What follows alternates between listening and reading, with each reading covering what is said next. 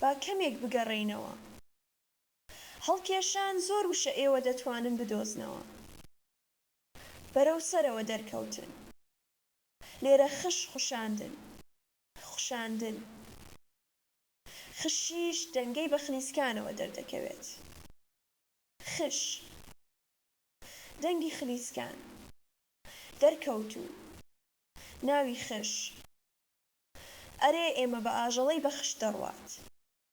بە ئاژەڵەی لە زەویدا ڕاکێشراوە پێی دەڵێن خشۆک. خشۆک بە کوردی واتای ئەوەی دەخلیسکێدێت، چونکە دەنگی خش دەردێنێت. لە زەویدا ڕایان دەکێشێت ناوی پێی خشۆکە. خش دەکات. ئەرێ وشەی حشرتی بە تورکی لێرەوە دێت. بەڵێ وشەی حشرتی بە تورکی لێرەوە دێت. لە خشۆکی بە کوردی دێت. خشک ئەوەی ڕووبار ڕای دەکێشێ و دەهێنێت.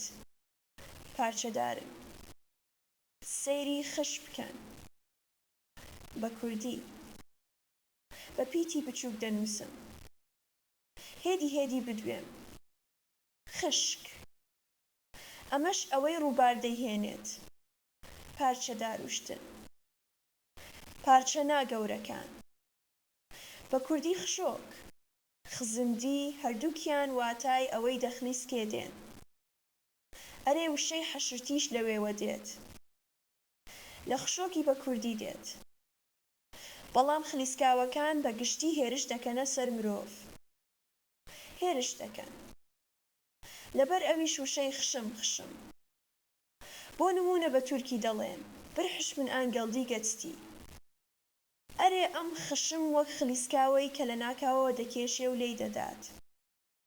بۆ نمونە وەک مار. خشم برخش من ئانگەڵدی گەچتی. ئەم خشی ئێمە. خشۆکە. خلیسکاوەیە. حەیوانە. بە تورکی وشەیەک بە خ دەستی پێ بکات نییە. ئەگەر لە وشەیەکدا پیتی خ هەبێت تورکی نییە. ئەگەر لە وشەیەکدا پیتی ژ هەبێت تورکی نییە. ئەگەر لە وشەیەکدا پیتی ڤ هەبێت تورکی نییە. و هیچ وشەیەک کە تێیدا ف هەبێت تورکی نییە. بۆ نمونە فارە تورکی نییە. یان دەف تورکی نییە. ئێوە زۆر سەرسام دەبن کاتێک دەفێک ببینن. بە تەمبوری کوردیەوە پەیوەستە. وەک بە سەیری یەکەم هیچ پەیوەندی نییە. بەڵام هەیە. و کاتێک ئێمە دەڵێین من خشرتیم بیست ئەوەی ئێمە باسی دەکەین. من خشرتیم بیست کاتێک ئاوا دەڵێین. شتەی باسی دەکەین ئەمە کوردیە. بەڕاستی دەنگەی لە ڕاکێشانەوە دەردەکەوێتە. وشەی کاکێشان ئێمە کێشی دەگێڕینەوە. ئێمە لیستەیەکی بچووکی گۆڕانی فۆنیتیکی زمانی خۆمانماندا. خزەک، خژک، خژۆک. هەموویان کزاکن واتە ئەوەی ڕاکێشراوە. بە کوردی ئەمڕۆ شتی کزاک دەگوترێ. لە زەویدا بە ڕاکێشان. ڕاکێشان واتای دێت. گۆڕانی ش هەیە. هەروەها لە سەرەتا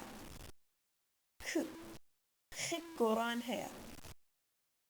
ئێستا بۆ نمونە کاتێک ئێمە کاشۆ دەڵێین چووبێک هەیە پێی تۆپ یاری دەکەن لە مەیداندا. کاتێک تۆپ یاری دەکەن بۆ تۆپ ڕاکێشانیش بەکاردێت. کاشۆ دیسان لە کش هێشتا دێت. کۆش لەمەوە دێت. و ئێمە گوتمان خشک پارچە چاڵە و چۆرکەی ڕووبار ڕایدەکێشێ و دادەوەشێنێ. خشۆک و خزمگی واتای خلیسکاوە دێت. هەموو شتێکی دەخلیسکێ.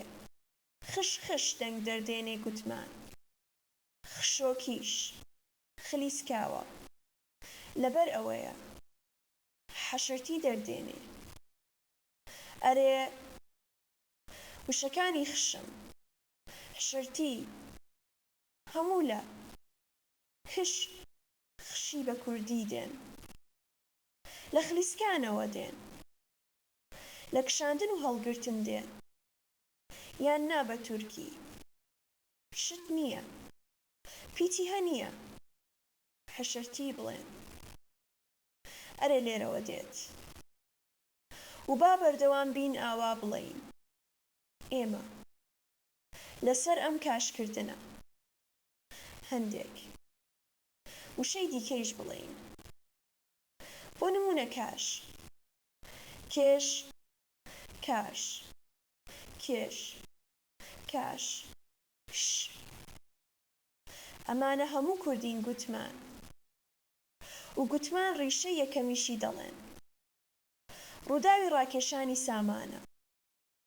کاکێشان چەند خۆشە، بە شێوەیەکی ڕوون دیارە کوردیە و سەیری هەندێک وشە دەکەین.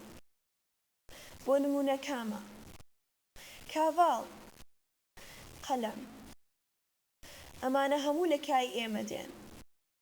هەروەها حشڵداماک، حشم، حەشرتی، پشکرتماک، چونکە ئاژەڵێک واتە خلیسکاوە هێرش دەکات. خلیسکاوە بە هێرش دەدرێت وەک کشکرتماک. کەمان کێش بە تورکی کەمانە، کەڤانە بە کوردی، کەڤانە واتە کەڤان. کێش، کەمان ئەوەی ڕای دەکێشێ واتای دێت. کەمان کێشی، کەمان شلیک تیراندوزی واتای دێت. جەفاکێش، کێشخانە، کێشمەکێش، پێشکێش، سەرکێش. کێشی دەواتە ئەوەی ڕاکێشراوە. هەموو دیسان لە کێشی ئێمە دێن. ئەرێ کاکێشانە ببڕن و بە فارسی بنووسن، تەنیا بۆ کوردان زمانتان نییە. کوردی نییە بەردەوامی قسەکانی کەماڵیستە تیزی زمان. واتە بۆ کوردان کلتورت نییە. سەیر بکەن کلتوری کورد. چاندنی نان، چاندنی گەنمە، واتە ئەوەی گەنم دەرچێنێ نزیکەی ناوی هەموو چالاکی خۆی. ناوی هەموو شتانی لێرەوە دەرهێناوە. هێشتاش بەردەوامی هەیە، بەردەوامیشە. ئێستا کەمێک پێشتر چیمان گوت؟ گوتمان بە کوردی کەلەم، کالام، کا بنکەی کا، بنکەی یەک پیتی. لێرەوە بە یۆنانی کالام، بە کوردی کەلەم.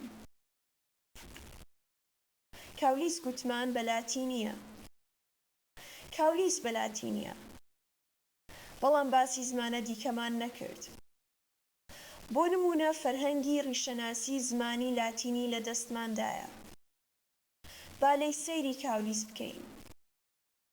کاولوسیش هەیە، کاولیسیش هەیە، هەمانە. کاولیس هەمانە، واتە شتی کاڤاڵی ئێمە هەمانە.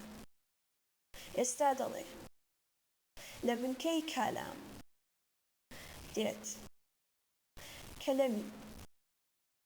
بۆ نووسین بەکاردێت واتای دێت، واتە دەخرێنە ناو حەبر و مرەکەب، وەک قەلەم.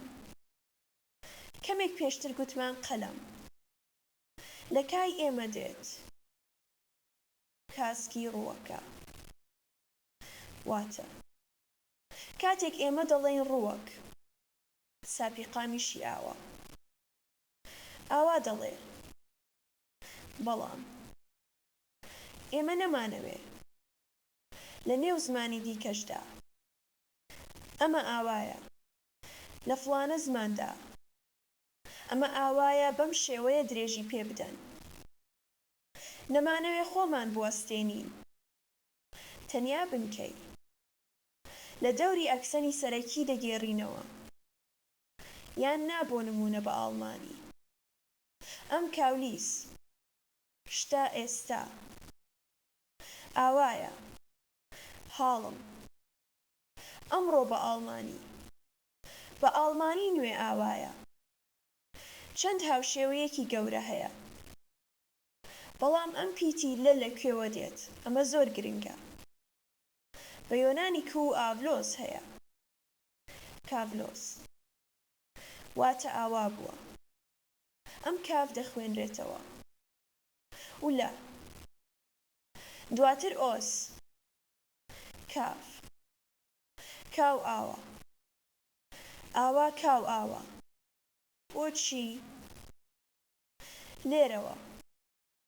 ئێستا ئەگەرەکە لە ساڵی 10,000 پێش زاین ئاو لە بەردێکەوە دەردێت وەک شتێک شرک.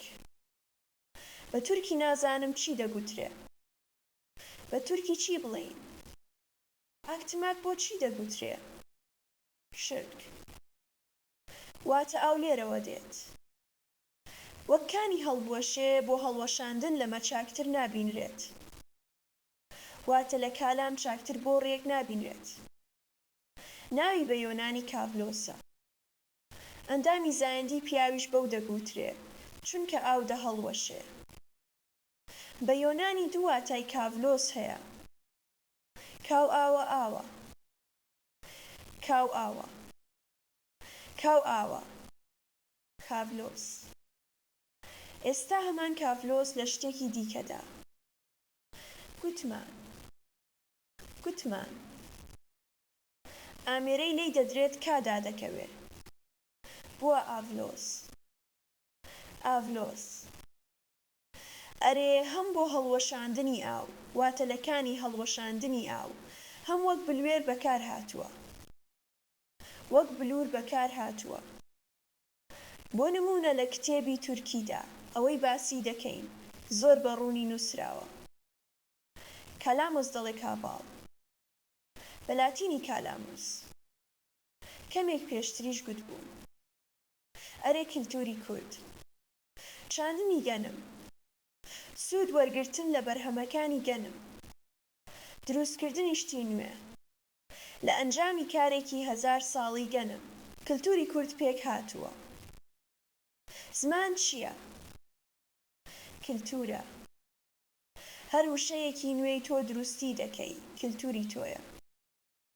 وشە دروستکراوەکانی ئێمە تەنیا کامە؟ کاڤاڵ قەلەم ئەمانن؟ کاکێشان ئەمانن؟ سەیر بکە کاکێشانماندایە سەرتاسەری جیهان. وشەی نانیشماندایە سەرتاسەری جیهان. نان. چونکە بۆ نمونە بە هیتیتی نان واتای دێت. نان. بە کوردی نان واتای دێت. بە هیندی نان واتای دێت.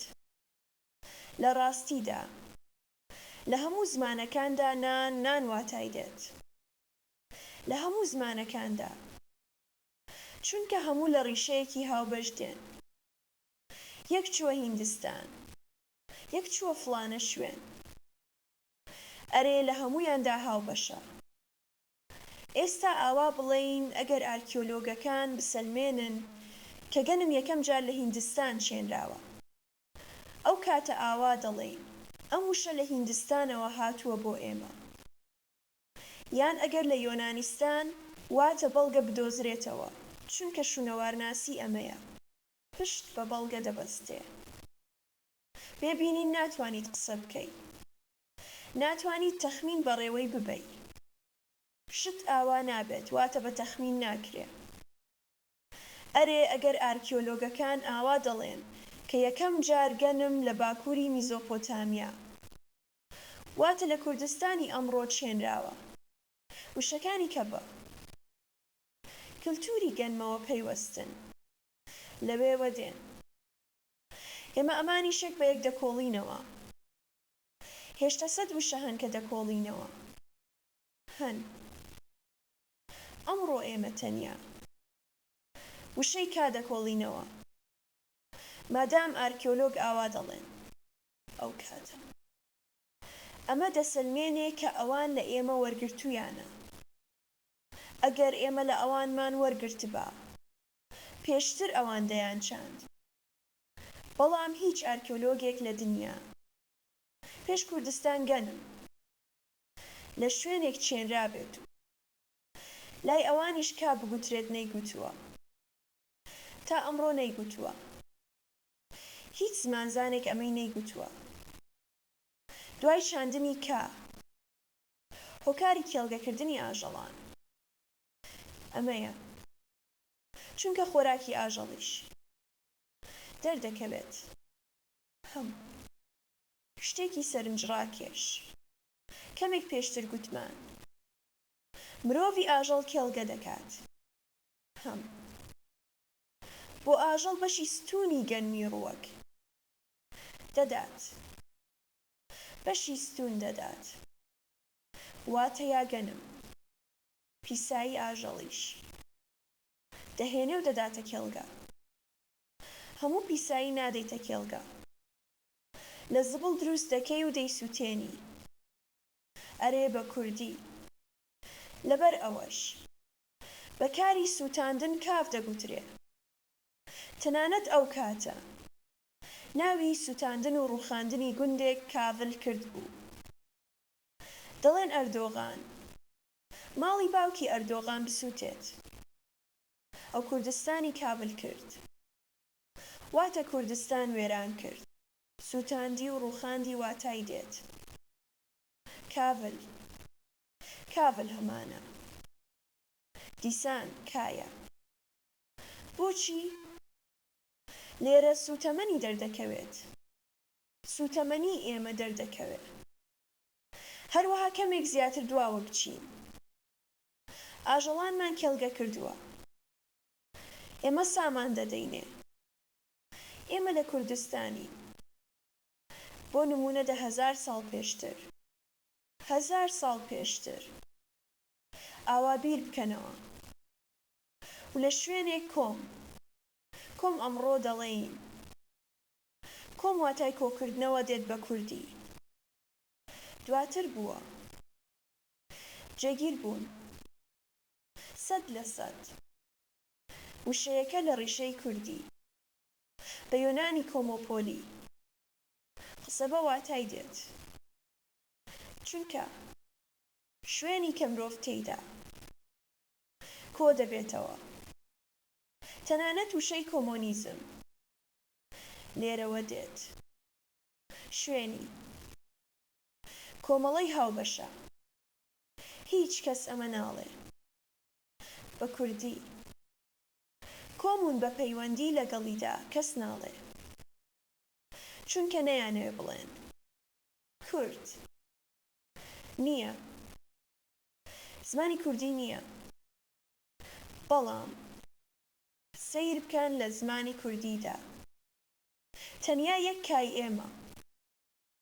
واتە تا کاتێک لە کوردستان گەنم دەچێنرێت. و ناوی ئەم گەنمە چییە؟ پرسیارەکەی هەیە. ناوی کا چییە؟ تا کاتێک لە زمانی ئێمەدا وشەی کا هەیە. ئێوە ناتوانن زمانی کوردی لەناو ببەن. هیچ کەس ناتوانێت.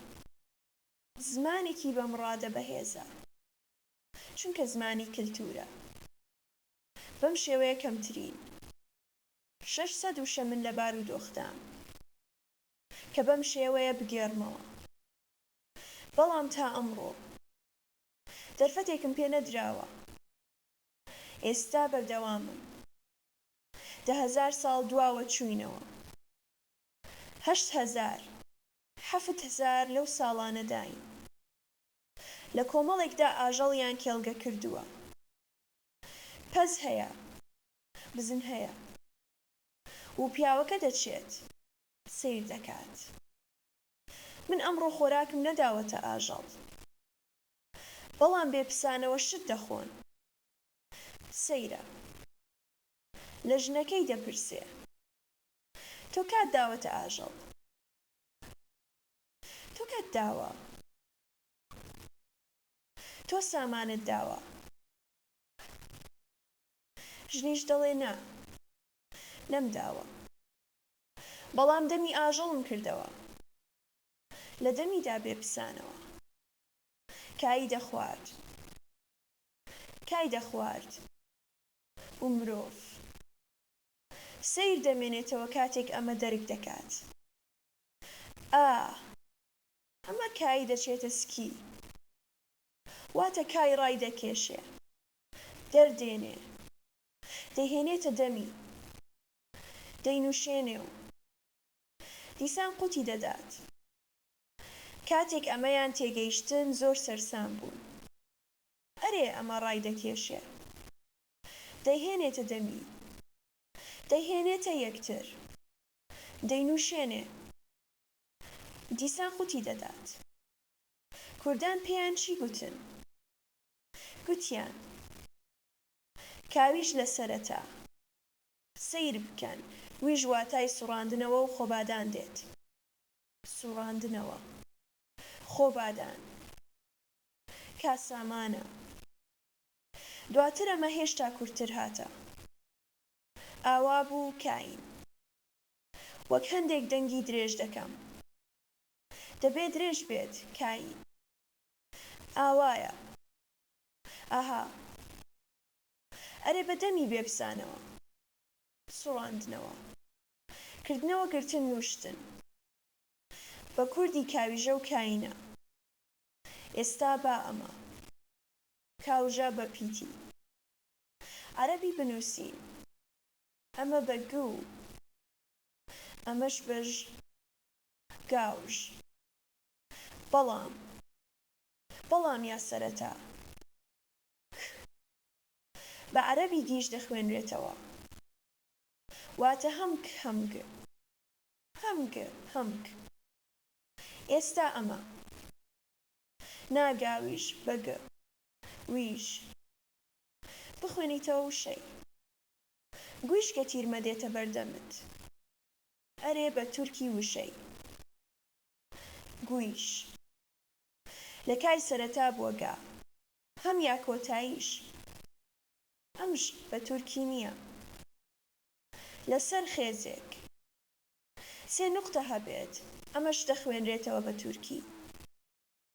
هەر ئەوەندە، واتە شتێکی دیکە ئەمە ناتوانێ بیخوێنێتەوە، چونکە ژنیە.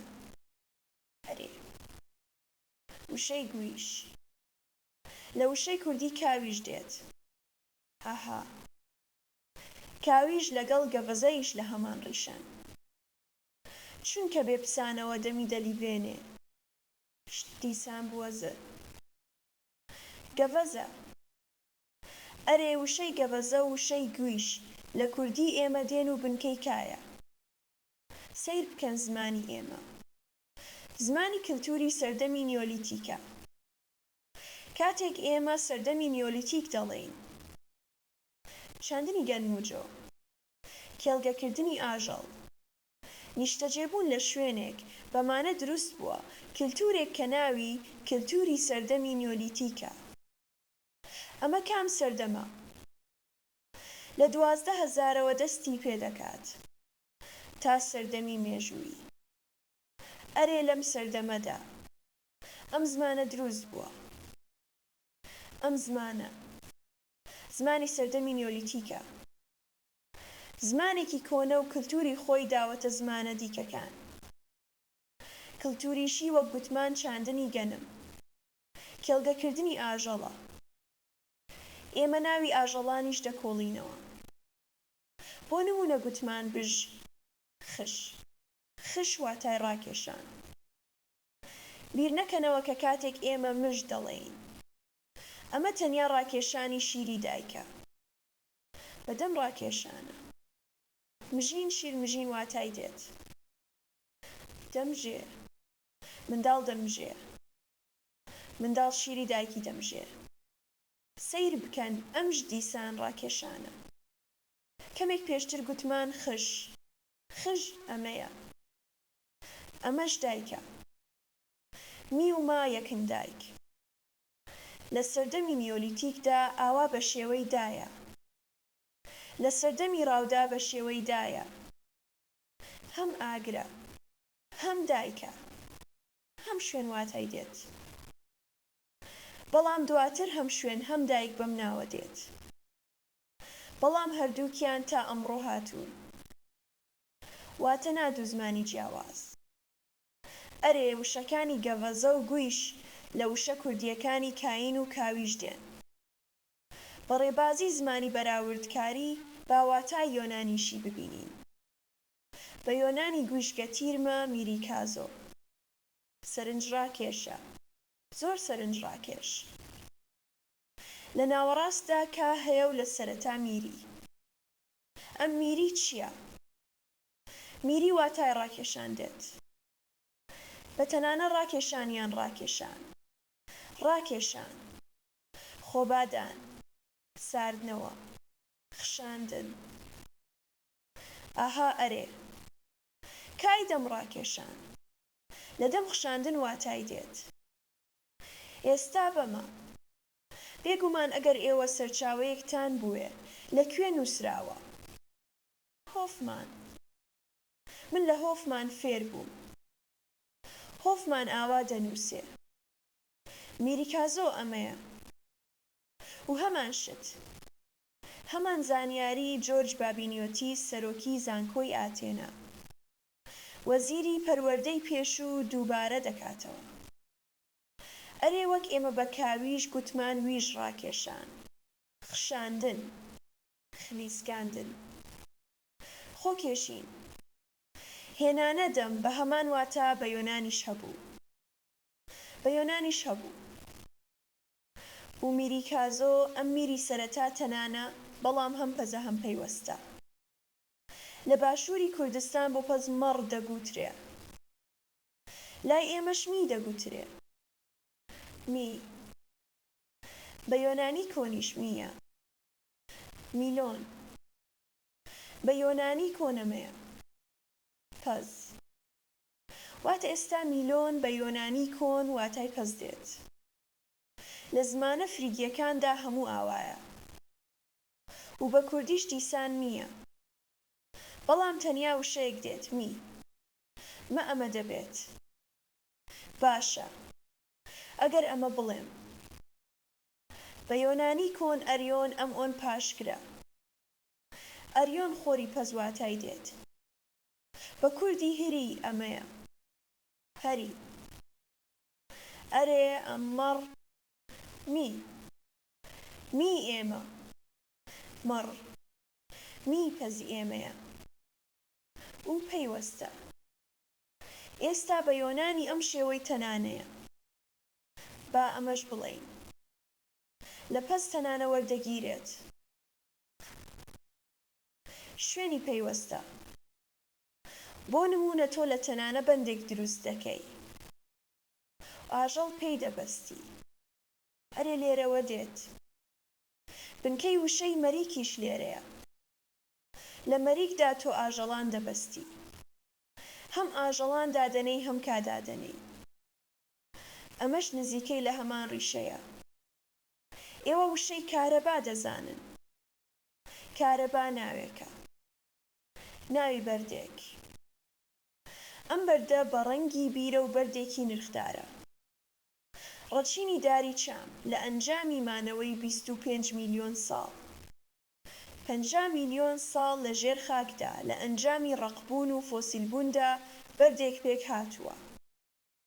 ئەرێ کاهرەبا بەڕاستی ڕەچینی چامە. ڕووداوێکی ئاوایە بۆ نمونە 25 میلیۆن ساڵ پێشتر. 50 میلیۆن ساڵ پێشتر کاتێک ڕەچین بوو. هەندێک مێرووی پێ پەیوەست بوون و لە ناویدا ماون. دواتر کاتێک ئەمە ڕەق بووە، شێوەی مێر و بێگۆڕان. وەک خۆی لە ناوەوەی ئەم کاهرەبا پاراستراوە. واتە ئاوا تێدەگەین کە کاهرەبا ڕاستە یان نا، ساختەیە یان نا. ئاوا دەیگرن لە ناوەوەدا مێروو شت هەیە. ئەگەر مێروویەکی کۆن هەبێت ئەمە کارەبایە. هەم شتێکی سەرنجڕاکێش ئێمە دەتوانین حاڵی مێروو 25-50 میلیۆن ساڵ پێشتر لە ناو کاهرەبا بکۆڵینەوە و ببینین. ئیڤۆیۆنیشی دەتوانین بکۆڵینەوە. ناتەنیا بەمە. ئاوا تێدەگەین کە کارەبا ساختەیە یان نا، بە تەقیکردنەوەیش. بۆ نمونە تۆ ئاگر بەردان دایدەنەی ئاگر دەکەیتەوە لە ژێرەوە دەکەیتەوە بلبس 5 چرکە 10 چرکە دواتر بۆنی ڕادەکێشیتە بۆنی ئەگەر بۆنی چام بێت ئەمە کاهرەبایە بۆنی چام نەیە کاهرەبا نییە ناتەنیا ئەمەش تایبەتمەندیەکی زۆر گرنگی کە بە بابەتی ئێمەوە پەیوەستە کارەبار ئاوا لە جلی خۆی دەخەی خاسیەتی ئەلیکترۆ بوون هەیە و دواتر ئەمە لە بەردەم پارچەیەک سامان دەگری چک دەپچڕێ و لێی دەدات و سامانە لە خۆی ڕای دەکێشێ واتە ڕای دەکێشێ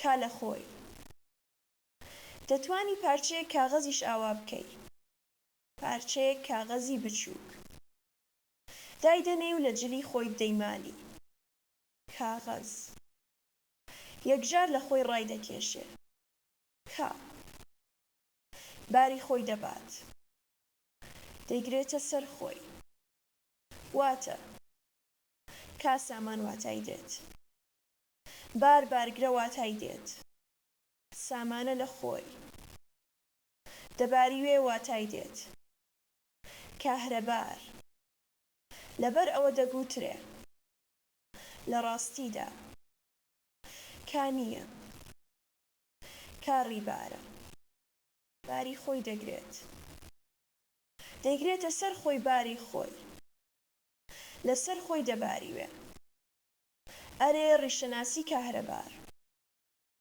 کای لە خۆی ڕای دەکێشێ و دەباریوێ واتای دێت لەبەر ئەوە کای سەرەتایە ئەم کا هێدی بە فارسی بە کاریگەری فارسی بووە کا چونکە لای ئەوان کا گاه ئاوا نەرمە وشەی کای ئێمە کا تەنیا بە کوردی ئێمە نییە بۆ نمونە بە سانسکریتیش کاچایە دیسان کا لە سەرەتا هەیە کاچا ئاوایە فارسی کاهرەباریش کاهرۆپاتیە لە بنکەی هەموویاندا ئەم کای سەرەتا هەیە کای ئێمە گوتمان کاول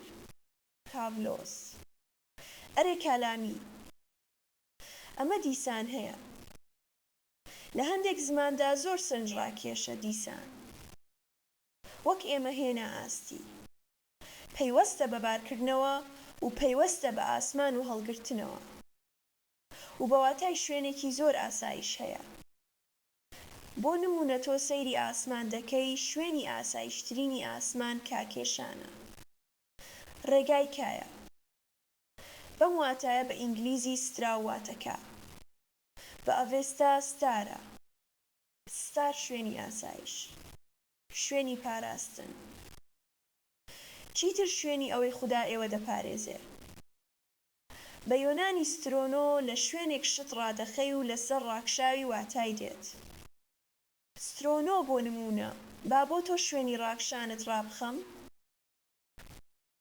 سترۆسۆتا کراکاتیە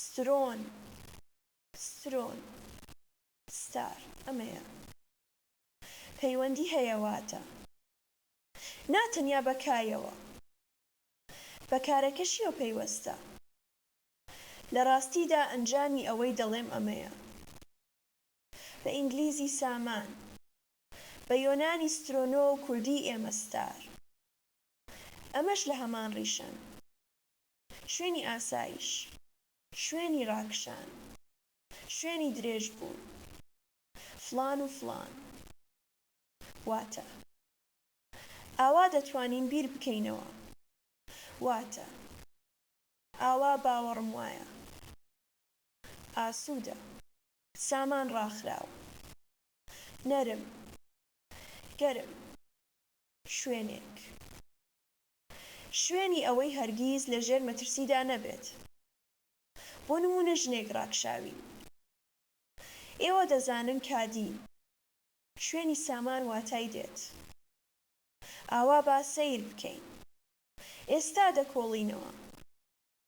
تەنیا ئێمە باسی وشەی کە یەکەم جار بەکار هاتوو تا ماوەیەکی کورت دوای ئەو وشە دروستکراوەکانی لێی دەکەین. باسی وشە دروستکراوەکانی لێی دەکەین. بەڵام ئێمە دەتوانین ئاژەڵانیش یەک بە یەک بکۆڵینەوە. دەبینین کە لە ناوی ئاژەڵانیشدا نزیکەی هەمانە. وەک لە کاییشدا وشەی زۆر تێپەڕی زمانە دیکە بوون. تەنانەت بە تایبەتی لە فەیسبووکدا وشەی بەرازم نووسی بوو. وشەی پەزم نووسی بوو. ئەگەر هات بێتە بیرتان کابر. ئەمانیش یەک بە یەک دەکۆڵینەوە و پێشکەشی ئێوەی دەکەین.